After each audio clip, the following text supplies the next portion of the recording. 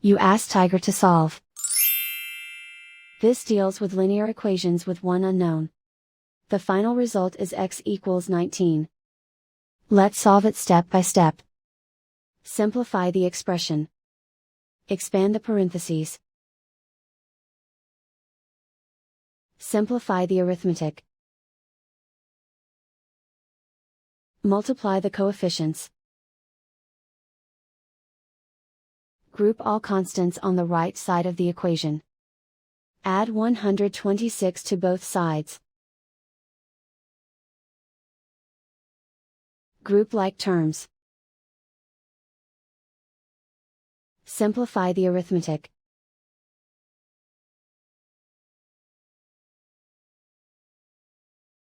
Isolate the x.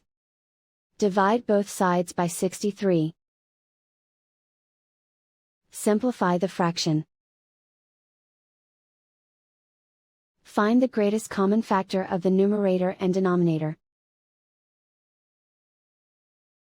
Factor out and cancel the greatest common factor. And so the final result is x equals 19.